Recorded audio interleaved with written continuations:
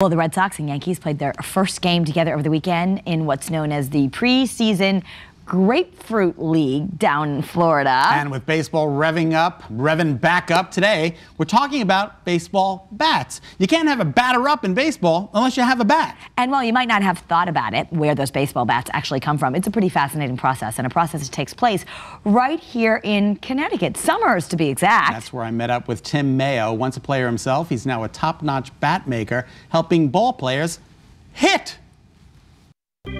Batter up. While baseball season is still a couple of months away, one Connecticut company is making bats that a lot of players are going to use. It's the Dream Bat Company.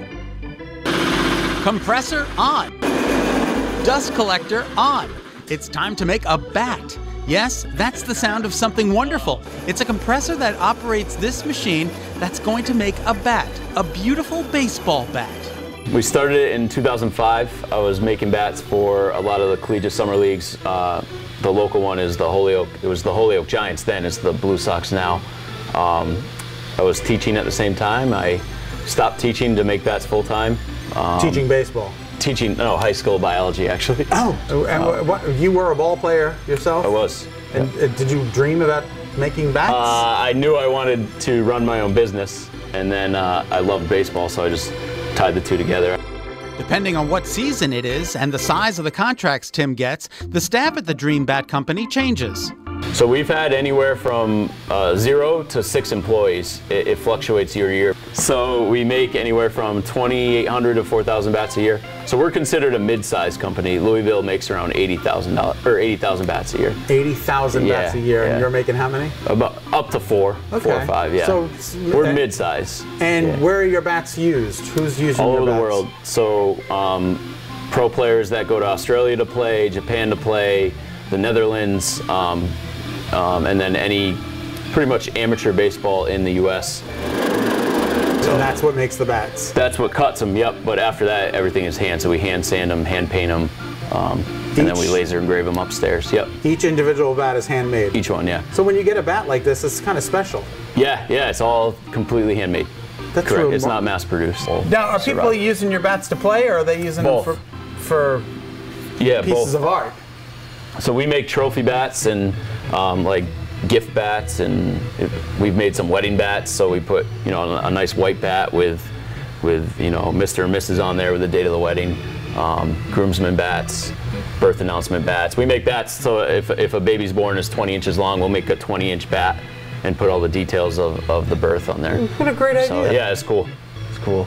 Want to see a bat being made? Me too. It all starts with a rounded piece of wood. Each model has a different number. So we have like 24 models. Okay. So I have all our bats in this flash drive. So this is programmed? Yeah, I drew all these on a computer. And then this will tell this what to do? Yeah, what shape to cut it. So I'm making a 33-inch CU26. All right, here we go. It takes about 3 minutes for the wood to take the shape of a baseball bat. And what I'll do, I'll sand behind it. So as it's cutting, I'll just sand right down.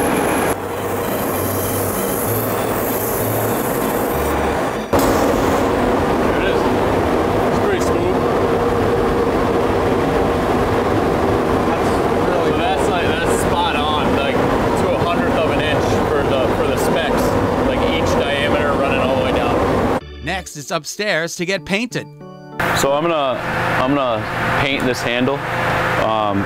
But it needs time to dry, so I'll just move on to like one that's already dry to kind of show you the other part of it. Sounds good to me. This one is ready to get the logo, and then we'll clear coat over the logo. The logo that says DBC stands for Dream Bat Company. Throw an American flag on there, and then this one's ready to put some clear on, which I can do if you want. Sure.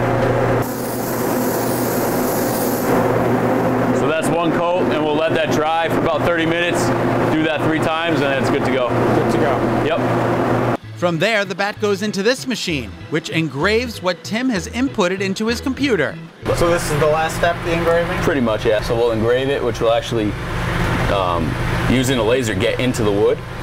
After that, Tim fills in the engraving with paint so we can see it better. Just gonna take some white, throw it in there.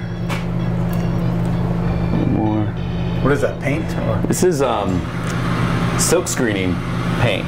It's for like t-shirts. Wipe it on my pants. And then you just